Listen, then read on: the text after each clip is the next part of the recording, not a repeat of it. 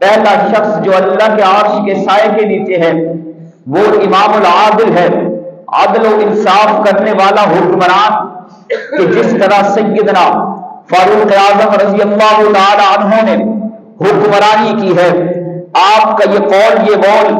صبح قیامت تک آنے والے حکمرانوں کے لیے مشعل راہ ہے۔ سیدنا فاروق اعظم رضی اللہ تعالی عنہ نے فرمایا کہ دریائے فرات کے کنارے میں اگر ایک کتا بھی بھوکا مر جائے تو کل عمر اس کے متعلق اللہ کے حضور جواب دہ ہوگا۔ حکمرانی کا یہ انداز سیدنا فاروق اعظم دھرتی والوں کو سکھا رہے ہیں۔ فرمایا کہ امام العادل ایسا حکمران جو عدل و انصاف کرنے والا ہو، اللہ اسے یہ مقام عطا فرمائیں گے کہ کل قیامت کے دن عرش کے سائے کے نیچے اس کی جگہ ہوگی۔ عدل کرنے والا حکمران ایسا ہو جیسا سیدنا حیدر کرار شیر خدا فاتح خیبر علی المرتضی رضی اللہ تعالی عنہ سبق دے کر گئے ہیں۔ آپ کی ایک زرہ گم ہو گئی، آپ بازار میں نکلے، دیکھا کہ وہ زرہ ایک یہودی کے پاس ہے۔ آپ نے اسے فرمایا کہ یہ زرہ تو میری ہے، میں امام الوقت ہوں، خلیفۃ المسلمین ہوں، لوگوں کا حکمران ہوں، ایمان والوں کا حکمران ہوں، میں خلیفۃ المسلمین اور مؤمنین ہوں، یہ زرہ میری ہے اور میں اپنی زرہ کو پہچانتا ہوں اور یہ میں نے پہن کر جنگوں میں شرکت کی ہے، بھلا میں کیسے اس زرہ کو بھول سکتا ہوں۔ اس نے کہا کہ اگر آپ کا یہ دعویٰ ہے یہ زرہ آپ کی ہے،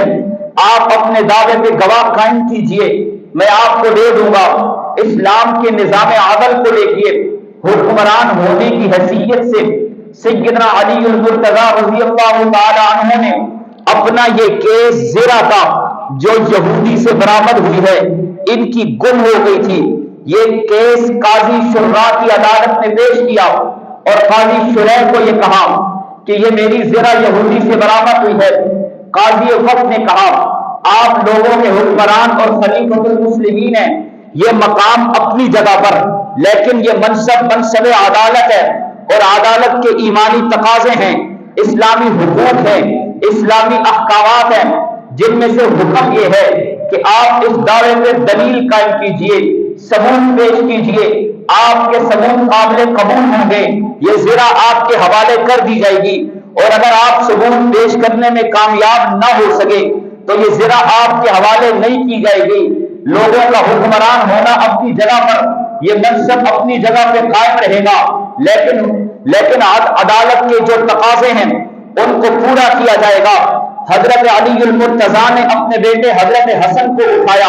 اور کہا کہ حسن میرے متعلق عدالت میں گواہی دو اور بتاؤ کہ یہ زرہ کس کی ہے۔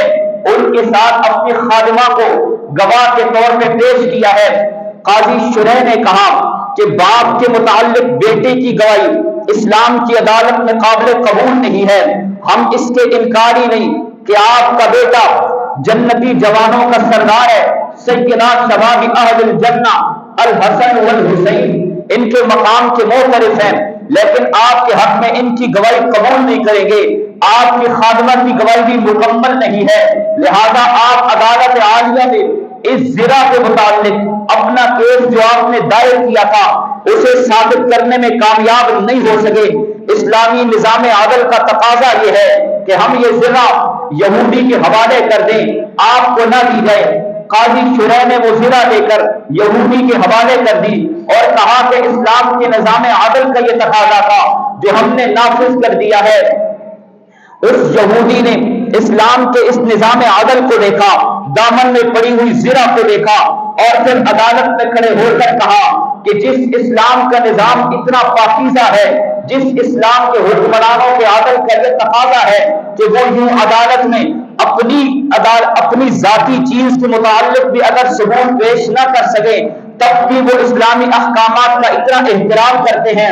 اس احترام کی وجہ سے میں اسلام قبول کرتا ہوں۔ اس نے اسلام قبول کیا، زرہ حضرت علی کے حوالے کر دی۔ یہ اسلام کا نظام عدل ہے، یہ حکمرانی کا انداز ہے۔ فرمایا کہ کل قیامت کا دن ہوگا، اللہ جس شخص کو اپنے عرش کے سائے میں سب سے پہلے اٹھائیں گے، قائم کریں گے، کھڑا کریں گے، یہ عزت افزائی کریں گے، یہ مقام عطا کریں گے کہ اسے کل قیامت کے دن عرش کا سایہ نصیب ہوگا۔